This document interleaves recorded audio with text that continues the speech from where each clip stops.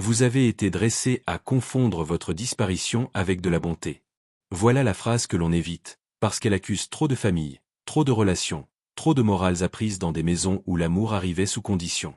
On vous a dit d'être doux, de comprendre, de ne pas compliquer, de ne pas répondre trop fort, de ne pas blesser, de ne pas déranger. Et, peu à peu, vous avez appelé caractère ce qui était peut-être seulement une stratégie de survie. Regardez la scène sans vous défendre trop vite. Vous pesez vos mots avant même de savoir ce que vous pensez. Vous ajustez votre ton comme si chaque phrase risquait de déclencher un effondrement. Vous sentez la fatigue des autres avant de sentir la vôtre. Vous vous excusez d'une tension que vous n'avez pas créée.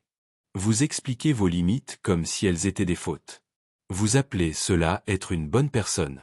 Mais une question demeure, plus froide, plus précise. À qui cette bonté a-t-elle vraiment profité? Car les résultats sont là. Vous avez été prudent, et l'on vous a encore mal compris. Vous avez été généreux, et l'on a pris votre générosité pour une obligation permanente. Vous avez été patient, et votre patience est devenue un lieu où les autres ont déposé ce qu'ils ne voulaient pas porter eux-mêmes. Vous avez cherché à ne blesser personne, et pourtant vous êtes celui qui s'est vidé. Il faut donc envisager l'hypothèse interdite. Ce que vous appeliez votre vertu était peut-être devenu un instrument de votre propre contrôle. La société aime les êtres bons tant qu'ils restent utilisables. Elle aime ceux qui se contiennent, qui absorbent, qui comprennent, qui ne demandent pas trop, qui transforment leur colère en silence poli. Elle les appelle matures. Elle les appelle sages. Elle les appelle faciles à aimer. Mais souvent, ce compliment cache une exigence. Restez supportable. Restez prévisible. Restez disponible. Ne devenez surtout pas quelqu'un dont la vérité oblige les autres à se déplacer. Jung aurait reconnu dans cette construction la puissance de la persona. Ce masque social nécessaire, d'abord utile, finit par devenir une demeure. Vous avez appris à présenter au monde une version acceptable de vous-même, aimable, mesurée, raisonnable, disponible. Cette version a protégé quelque chose. Elle vous a permis de survivre dans des environnements où l'amour se retirait vite, où la désapprobation tombait lourdement, où la paix dépendait de votre capacité à ne pas faire de bruit. Mais une protection prolongée trop longtemps devient une prison. La persona de la bonne personne a une beauté dangereuse. Elle vous donne une forme morale. Elle vous permet de vous dire que vous êtes au-dessus de la violence, au-dessus du conflit, au-dessus de l'égoïsme ordinaire. Pourtant, sous cette image propre, une partie de vous étouffe. Votre colère saine. Votre capacité de dire non. Votre refus. Votre instinct de défense. Tout ce qui aurait pu vous protéger a été exilé dans l'ombre pour que le masque reste lumineux. Et le monde vous a encouragé à le faire. Pourquoi ne l'aurait-il pas fait? Un être qui ne sait pas refuser est commode. Un être qui culpabilise dès qu'il déçoit devient gouvernable. Un être qui a besoin d'être perçu comme bon peut être déplacé par une simple accusation. Il suffit de dire « Tu es froid. Tu es égoïste. Tu as changé. Tu penses seulement à toi. » Et aussitôt, le mécanisme ancien s'active. Vous ne demandez plus si la limite était juste. Vous demandez comment réparer l'image abîmée. C'est là que la culpabilité devient une laisse invisible. Personne n'a besoin de vous enfermer. Personne n'a besoin de crier. Il suffit d'un regard déçu, d'un silence calculé, d'un soupir théâtral, d'une phrase qui touche exactement l'endroit où votre identité morale est la plus fragile. Vous sentez alors une urgence intérieure. Prouvez que vous n'êtes pas mauvais. Prouvez que vous aimez encore. Prouvez que vous n'abandonnez pas. Prouvez que votre non ne signifie pas cruauté. Et pendant que vous plaidez votre cause, la limite disparaît. Il faut observer cette scène avec rigueur. L'accusation n'a pas toujours pour but de dire la vérité. Elle a parfois pour fonction de vous maintenir dans la négociation. Tant que vous expliquez, vous restez à l'intérieur du tribunal de l'autre. Tant que vous cherchez l'acquittement, vous acceptez que l'autre possède le pouvoir de juger votre âme. Vous n'êtes pas retenu par une chaîne visible. Vous êtes retenu par votre besoin de ne pas être condamné. C'est pourquoi les personnes les plus contrôlables ne sont pas toujours les plus faibles. Ce sont souvent les plus consciencieuses. Celles qui veulent bien faire. Celles qui examinent leurs intentions. Celles qui craignent d'être injustes. Celles qui préfèrent se remettre en question plutôt que risquer de manquer de compassion. Leur beauté morale devient leur point d'entrée. On ne les domine pas en brisant leur force. On les domine en utilisant leur bonté contre elles. La bonté, pourtant, n'est pas le problème. Le problème commence lorsque la bonté n'a plus de dents. Lorsqu'elle n'est plus un choix, mais une réaction automatique à la peur. Être bon parce que l'on peut être dangereux et que l'on choisit de ne pas l'être est une chose. Être bon parce que l'idée de déplaire vous terrorise en est une autre. Dans le premier cas, la bonté a une colonne vertébrale. Dans le second, elle devient une forme élégante de soumission. Il y a donc une distinction essentielle entre la gentillesse et la disponibilité. La gentillesse donne. La disponibilité se laisse prendre. La gentillesse peut dire non sans perdre sa dignité. La disponibilité tremble dès qu'elle ferme la porte. La gentillesse vient d'un centre intérieur. La disponibilité vient de la peur que l'amour soit retiré. Beaucoup de gens ne vous ont pas aimé parce que vous étiez bon. Ils ont aimé l'accès que votre bonté leur donnait. Cette phrase peut sembler dure. Elle doit l'être.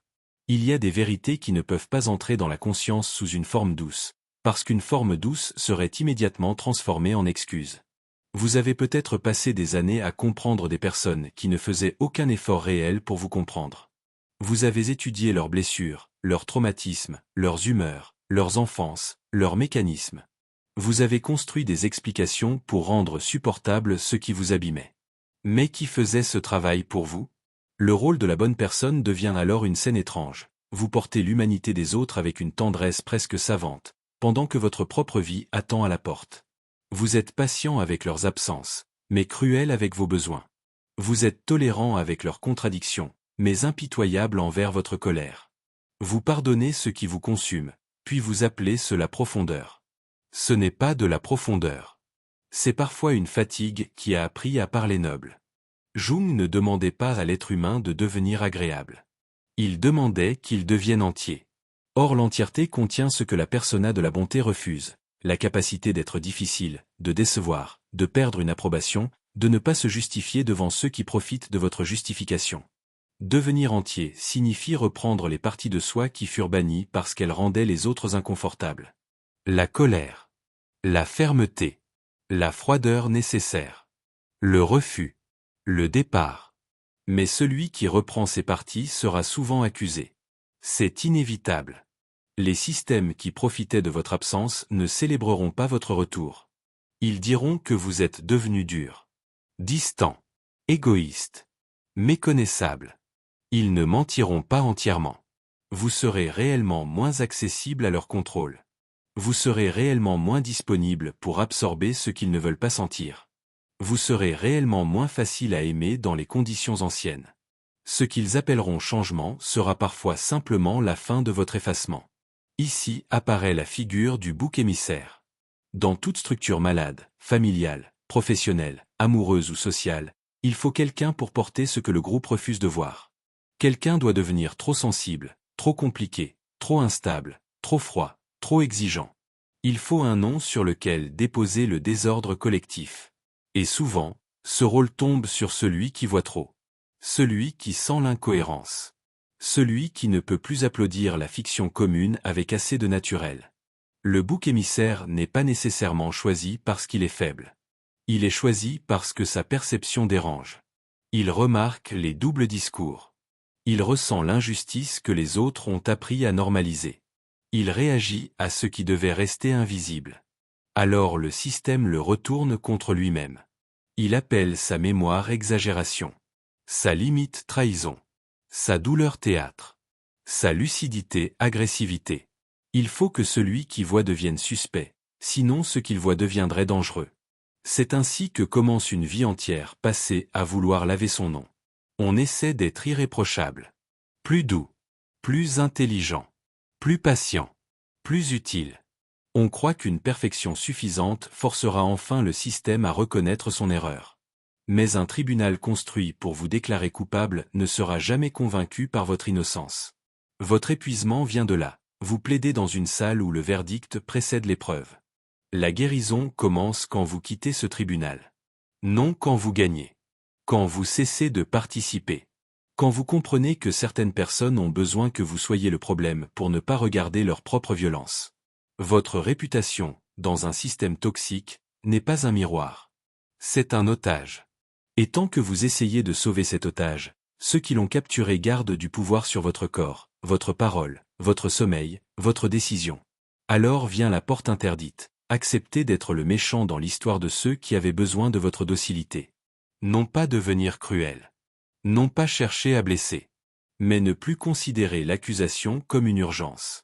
Quelqu'un dit, tu es égoïste. Et, au lieu de courir vers la défense, quelque chose en vous reste immobile. Peut-être. Si protéger ma paix vous oblige à m'appeler ainsi, je peux vivre avec ce mot. Ce moment est plus révolutionnaire qu'il n'en a l'air. La manipulation exige votre résistance. Elle vous lance une corde et attend que vous tiriez. Elle veut votre explication, votre panique, votre dossier, vos preuves de bonté. Dès que vous refusez de tirer, le jeu perd sa tension. L'accusation tombe dans un espace vide. Vous ne la combattez pas. Vous ne l'épousez pas. Vous retirez simplement à l'autre le pouvoir de vous faire revenir dans l'ancien rôle. Il y a une stratégie intérieure dans ce refus de friction.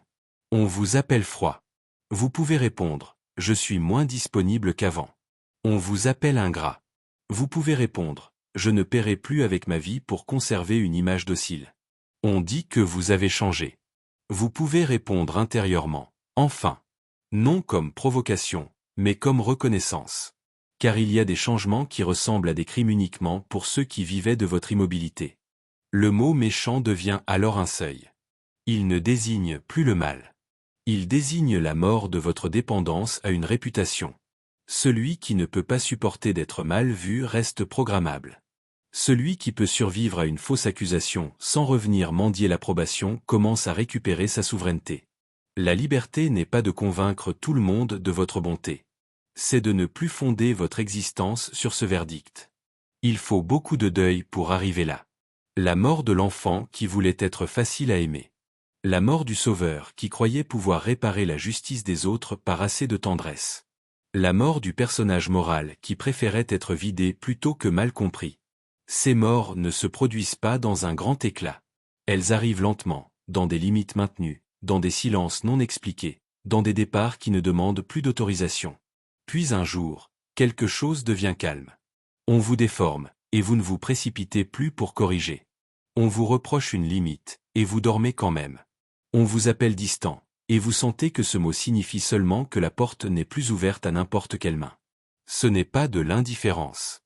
C'est la fin de l'occupation. La souveraineté psychologique n'est pas le pouvoir sur les autres.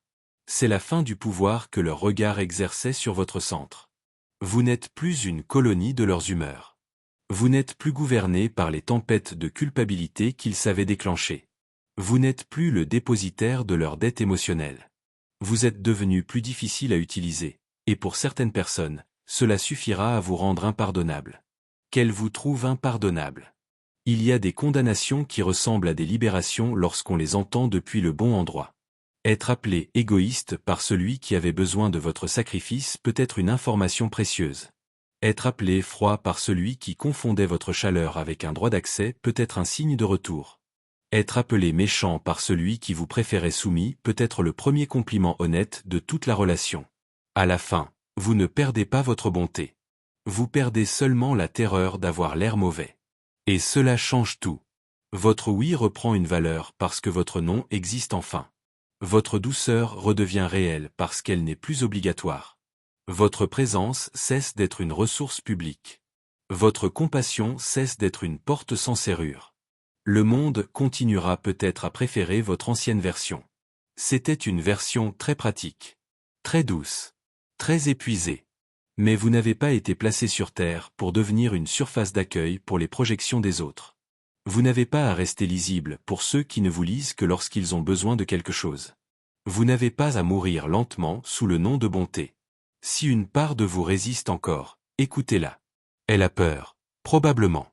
Elle croit qu'être mal vu équivaut à être abandonné. Elle a appris cela quelque part. Mais ce qui fut appris peut être des faits. Pas par des phrases rassurantes. Par l'expérience répétée de survivre au désaccord, à la déception d'autrui, à l'image déformée de vous-même dans des yeux qui n'ont jamais voulu vous voir entier. Alors peut-être qu'un jour, sans bruit, vous comprendrez ceci, le vrai danger n'était pas de devenir mauvais. Le vrai danger était de rester si attaché à l'image d'une bonne personne que vous auriez laissé votre vie entière être administrée par la peur. Et lorsque cette peur tombe, il ne reste pas un monstre. Il reste quelqu'un qui peut enfin dire non. Et rester entier. Mais il ne suffit pas de comprendre que votre bonté a été utilisée contre vous. Cette compréhension, seule, peut devenir une nouvelle prison.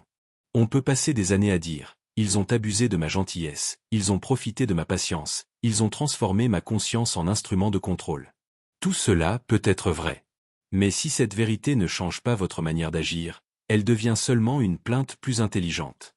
La lucidité n'a de valeur que lorsqu'elle modifie le seuil à partir duquel vous acceptez encore de vous trahir. Le premier seuil est presque toujours la culpabilité. Elle arrive vite, avant même la pensée. Vous posez une limite, et déjà quelque chose en vous se contracte. Vous ne répondez pas immédiatement, et vous sentez une faute vague. Vous choisissez votre repos, et une voix ancienne murmure que quelqu'un sera déçu. Cette voix ne parle pas toujours fort. Elle n'a pas besoin. Elle a été installée assez tôt pour ressembler à votre conscience. Il faut donc apprendre à distinguer la conscience de la culpabilité programmée. La conscience vous rend responsable de ce que vous faites réellement. La culpabilité programmée vous rend responsable de ce que les autres ressentent lorsqu'ils perdent l'accès à vous. La conscience peut dire « Regarde si tu as été injuste ». La culpabilité programmée dit « Répare leur inconfort », même si leur inconfort vient seulement du fait que tu as cessé d'obéir. La différence est discrète.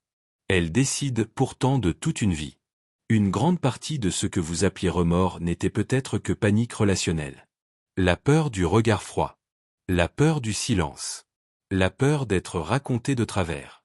La peur que quelqu'un, quelque part, prononce votre nom avec déception.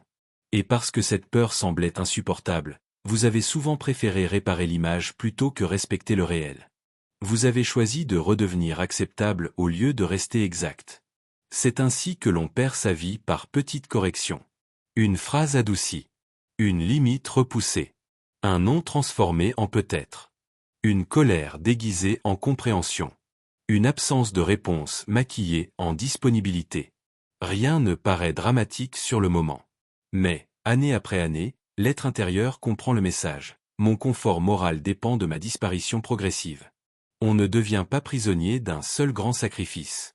On devient prisonnier par la répétition d'une micro-trahison que l'on a appris à trouver noble. Vous avez dit oui parce qu'il fallait préserver la paix. Puis encore oui parce que ce n'était pas si grave. Puis encore oui parce que vous aviez déjà dit oui avant. Et un jour, vous avez regardé votre propre vie comme on regarde une maison où tout le monde entre librement, sauf celui qui l'habite. La sortie commence lorsque vous cessez de prendre chaque accusation au sérieux. Non parce que les autres ont toujours tort, mais parce que certaines accusations ne cherchent pas la vérité. Elles cherchent votre retour à l'ancien rôle. On vous appelle égoïste au moment précis où vous cessez de servir. On vous appelle dur au moment où vous devenez clair. On vous accuse d'avoir changé quand votre changement retire à l'autre une commodité. Il faut alors demander, cette personne souffre-t-elle d'une injustice ou seulement de la perte d'un privilège? Cette question doit rester sans politesse excessive. Beaucoup de douleurs autour de vos limites ne sont pas des douleurs morales. Ce sont des symptômes de sevrage. L'autre avait l'habitude de votre disponibilité. Il avait l'habitude de votre explication. Il avait l'habitude que votre malaise soit moins important que sa réaction. Lorsque vous retirez cela, il ne rencontre pas nécessairement votre cruauté. Il rencontre son propre manque d'accès. Et il appelle cela blessure. La personne qui s'éveille à cette réalité doit accepter une solitude particulière.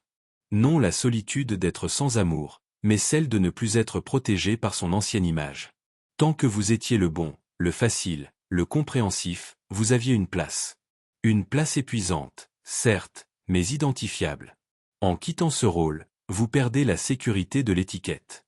On ne sait plus comment vous utiliser. On ne sait plus où vous ranger. Cela crée du désordre. Et parfois, les autres appellent ce désordre votre faute. Mais la faute n'est pas toujours là où le groupe la place. Dans une famille dysfonctionnelle, celui qui dit non paraît souvent plus violent que ceux qui ont normalisé l'abus. Dans une relation toxique, celui qui part paraît plus cruel que celui qui a lentement détruit l'air. Dans un système malade, la personne qui cesse de collaborer devient immédiatement visible, tandis que la maladie ancienne reste décor. Voilà pourquoi la liberté a souvent l'apparence d'une transgression. Vous devez donc survivre à votre nouvelle visibilité. C'est l'un des passages les plus difficiles. Lorsque vous n'êtes plus seulement utile, vous devenez interprétable. Les gens racontent votre limite selon leurs besoins. Celui qui perd votre obéissance dira que vous êtes arrogant. Celui qui perd votre soin dira que vous êtes froid. Celui qui perd votre silence dira que vous êtes agressif. Celui qui perd votre confusion dira que vous êtes dangereux. La question n'est pas de les empêcher de parler. La question est de ne plus organiser votre vie autour de leurs phrases. Une réputation contrôlée par ceux qui bénéficiaient de votre effacement ne peut pas être votre boussole. Elle sera toujours ajustée pour préserver leur accès. Tant que vous vous battez pour être compris par ceux qui ont besoin de vous réduire, vous restez attaché à eux par la corde de l'explication. Et cette corde, même lorsqu'elle semble faite de justice, peut devenir une laisse. Il y a donc un art sévère, ne pas se défendre partout. Laisser certaines versions fausses mourir dans leur propre chambre. Ne pas courir derrière chaque interprétation. Ne pas transformer votre existence en campagne de relations publiques. Ne pas confondre vérité et justification. La vérité n'a pas toujours besoin d'être plaidée devant ceux qui ne veulent pas l'entendre. Parfois, elle doit seulement être habitée. C'est là que le silence change de nature. Avant, votre silence était peur. Il servait à éviter la colère des autres. Il étouffait votre vérité. Maintenant, le silence peut devenir puissance. Non parce qu'il cache, mais parce qu'il refuse de nourrir le mécanisme. Vous ne vous expliquez plus pour redevenir acceptable. Vous ne traduisez plus votre limite dans une langue que l'autre consentira peut-être à respecter. Vous laissez le non être non. Le non, quand il naît enfin d'un centre intérieur, a une gravité particulière. Il ne crie pas. Il n'a pas besoin d'être méchant. Il n'a pas besoin de se déguiser en discours moral. Il dit simplement, « Ceci ne passe plus par moi ». Et cette simplicité peut être insupportable pour ceux qui avaient toujours compté sur votre hésitation. Une limite claire est souvent vécue comme une violence par ceux qui vivaient dans le brouillard. Vous découvrirez alors une chose étrange, beaucoup de gens ne connaissaient pas votre bonté. Ils connaissaient seulement votre absence de résistance. Dès que votre résistance revient, ils parlent de perte. Ils disent que vous n'êtes plus vous-même. Mais peut-être qu'ils ne vous avaient jamais vraiment rencontré. Peut-être qu'ils avaient seulement rencontré l'espace que vous laissiez libre en vous retirant de vous-même. C'est pourquoi devenir entier ressemble parfois à devenir moins aimable. Non parce que l'entièreté est brutale, mais parce qu'elle retire aux autres le confort de votre fragmentation. Tant que votre colère était enterrée, votre douceur semblait infinie. Tant que votre non était honteux, votre oui paraissait généreux. Tant que votre fatigue était cachée, votre disponibilité semblait naturelle. Mais une douceur qui exige l'enterrement de votre colère n'est pas une vertu. C'est une mutilation bien présentée. Il faut réhabiliter la colère. Pas la colère théâtrale, pas la violence, pas la vengeance. La colère comme information. La colère comme frontière intérieure. La colère qui dit « Quelque chose en moi c'est que cette situation a dépassé la mesure ». Chez une personne longtemps dressée à être bonne, la colère apparaît d'abord comme une menace morale. Elle semble sale, excessive, honteuse. Pourtant, elle est parfois la première partie saine à revenir du tombeau. Votre colère ne vous rend pas mauvais. Elle vous rend localisable. Elle indique où vous êtes. Elle trace la ligne entre votre être et la demande de l'autre. Sans elle, vous devenez un territoire ouvert. Tout le monde peut traverser, déposer, prendre, redéfinir. Avec elle, vous redevenez une frontière. Et une frontière n'est pas une attaque. Elle est la condition même d'une relation réelle. Car il n'y a pas de relation authentique avec quelqu'un qui ne peut pas dire non. Il n'y a qu'un arrangement, une consommation, une domination douce. Si votre oui est obtenu par la peur, il n'est pas un oui. Il est une reddition. Si votre présence est obtenue par la culpabilité, elle n'est pas un don. Elle est un tribut. Si votre compassion est exigée, elle n'est plus compassion. Elle devient travail forcé de l'âme. Voilà pourquoi l'intégration de l'ombre est nécessaire. Vous devez retrouver ce que vous avez banni pour rester aimable. La capacité de décevoir. La capacité de partir. La capacité de ne pas être compris. La capacité de laisser l'autre ressentir les conséquences de votre limite sans courir immédiatement les amortir. Ces capacités vous paraîtront d'abord étrangères, presque dangereuses. Mais elles étaient à vous depuis le début. La personne entière n'est pas celle qui ne blesse jamais personne. C'est une illusion infantile. Vivre clairement blessera parfois les attentes de ceux qui vous préféraient floues. Dire non blessera ceux qui voulaient votre oui. Partir blessera ceux qui dépendaient de votre présence, même s'ils ne la respectaient pas. Cela ne fait pas automatiquement de vous quelqu'un de cruel. Cela signifie seulement que votre vie n'est plus entièrement organisée autour de l'évitement de leur inconfort. Il y a une maturité que l'on ne peut pas atteindre tant que l'on veut être aimé par tout ce que l'on quitte. Certaines sorties exigent d'être mal lues. Certaines libérations exigent une mauvaise réputation locale. Certaines renaissances commencent par une phrase que l'ancien vous aurait trouvée insupportable. Qu'ils pensent ce qu'ils peuvent penser. Ce n'est pas du mépris.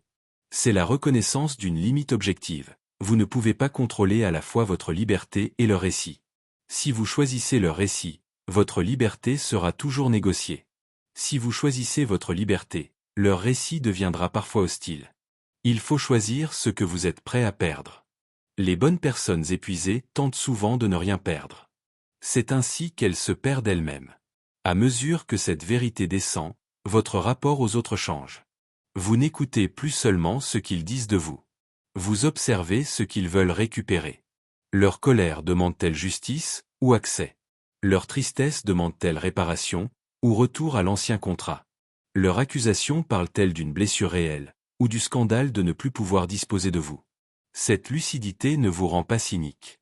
Elle vous rend moins facile à confondre. Et surtout, vous commencez à voir que certaines relations ne survivaient que grâce à votre culpabilité. Sans elle, il n'y a plus de structure. Plus de liens véritables. Plus d'échanges. Seulement une demande qui ne sait plus comment s'imposer. Cela peut faire mal. Non parce que vous avez perdu un amour immense, mais parce que vous découvrez que ce que vous appeliez lien était peut-être une administration de votre disponibilité. Cette découverte n'est pas légère. Elle peut créer une tristesse profonde. On réalise que certaines personnes ne demandaient pas notre présence entière. Elles demandaient notre fonction. Celle qui écoute. Celle qui calme. Celle qui paie. Celle qui pardonne. Celle qui revient. Celle qui absorbe. Lorsque la fonction s'arrête, l'affection se retire avec une rapidité qui révèle tout. Il y a des révélations qui ne crient pas. Elles claquent doucement comme une porte que personne ne vient rouvrir. Mais cette douleur contient une libération. Si un lien ne peut survivre à votre limite, il ne tenait pas à votre vérité. Il tenait à votre usage. Et perdre un usage n'est pas perdre un amour. C'est perdre une occupation. C'est douloureux, oui. Mais ce n'est pas une tragédie. La tragédie aurait été de continuer à appeler amour ce qui exigeait votre disparition régulière. À partir de là, la notion de méchant devient presque risible. Le mot perd son venin. Il devient un outil ancien entre les mains de ceux qui n'ont plus d'autre levier. Si vous ne pouvez plus être contrôlé par la culpabilité, ils tenteront de vous contrôler par l'image. Si l'image ne fonctionne plus, ils tenteront la nostalgie. Si la nostalgie échoue, ils tenteront la colère. Mais chaque tentative révèle la même chose. Ils cherchent le bouton qui faisait de vous une personne utilisable. Un jour, ce bouton ne répond plus. C'est une expérience presque silencieuse. Quelqu'un soupire, et vous ne vous effondrez pas. Quelqu'un vous accuse, et vous ne vous expliquez pas immédiatement. Quelqu'un retire son affection, et vous sentez la douleur sans vendre votre liberté pour la faire cesser. Ce jour-là, quelque chose d'ancien meurt. Non votre sensibilité. Non votre capacité d'aimer. C'est votre réflexe de retourner en cage dès qu'un autre agite la clé. Alors une paix nouvelle apparaît. Elle n'est pas douce. Elle est dense. Elle vient du fait que vous ne dépendez plus entièrement de l'innocence qu'on vous accorde. Vous pouvez être imparfait sans être gouverné. Vous pouvez reconnaître vos torts sans accepter une culpabilité fabriquée. Vous pouvez réparer ce qui doit l'être sans vous offrir en sacrifice. Vous pouvez être bon sans redevenir disponible à la dévoration. C'est peut-être la définition la plus adulte de la bonté, une bonté qui ne demande plus la permission d'avoir une frontière. Une bonté capable de s'arrêter. Une bonté qui sait que comprendre l'autre ne signifie pas se remettre à sa disposition. Une bonté qui ne confond plus compassion et captivité. Une bonté qui a rencontré sa propre ombre et qui, pour cette raison, ne tremble plus devant l'accusation d'être mauvaise. Lorsque cette bonté-là apparaît, elle dérange. Elle n'est plus décorative. Elle n'est plus commode. Elle n'est plus ce coussin moral sur lequel les autres peuvent poser leur fatigue. Elle a une forme. Elle a un bord. Elle peut accueillir, mais elle peut aussi fermer. Elle peut aimer, mais elle peut aussi partir. Elle peut pardonner, mais elle ne permet plus que le pardon devienne une autorisation de recommencer. Ce n'est pas la fin de votre humanité. C'est peut-être son commencement. Car tant que vous étiez uniquement bon, vous étiez incomplet. Vous étiez une moitié présentable. Une version sociale. Une surface utile. En récupérant votre capacité d'être mal vu, vous ne perdez pas votre âme. Vous récupérez son poids. Vous cessez d'être un personnage moral. Vous redevenez quelqu'un. Et quelqu'un ne peut pas être possédé aussi facilement qu'un rôle. À la fin, il ne reste qu'une chose à perdre, la peur d'être mal nommé. Pendant longtemps, cette peur vous a gouverné. Elle décidait de votre ton, de vos réponses, de vos limites, de vos silences. Elle vous ramenait vers des lieux où vous ne vouliez plus aller. Elle vous faisait expliquer ce qui n'avait pas besoin d'être expliqué, réparer ce que vous n'aviez pas brisé, porter ce que personne ne vous avait demandé avec justice. Puis un jour, quelque chose cesse de négocier. On vous appelle égoïste, et vous ne courez plus vous défendre. On vous dit que vous avez changé, et vous comprenez que c'est enfin vrai. On vous accuse d'être froid, et vous sentez seulement que votre chaleur n'est plus disponible à ceux qui la confondaient avec un droit. Ce n'est pas de la cruauté. C'est la fin d'une occupation. La bonté qui exige votre disparition n'est pas de la bonté. C'est une prison décorée avec des mots nobles. La vraie bonté commence seulement lorsqu'elle peut dire non. Lorsqu'elle peut fermer une porte. Lorsqu'elle peut laisser l'autre déçu sans se précipiter pour se sacrifier. Vous ne devenez pas mauvais. Vous devenez entier. Et c'est précisément cela qui dérangera ceux qui avaient besoin de vous incomplets. Ils ne regrettent pas votre douceur. Ils regrettent votre disponibilité. Ils ne pleurent pas votre ancienne âme. Ils pleurent l'accès qu'ils avaient à elle. Alors laissez-les parler. Certaines réputations doivent mourir pour qu'une vie commence enfin à respirer. Et si, dans leur histoire, votre liberté porte le nom de méchanceté, alors peut-être que ce mot n'est plus une condamnation. Peut-être qu'il est simplement la preuve que la laisse s'est rompue.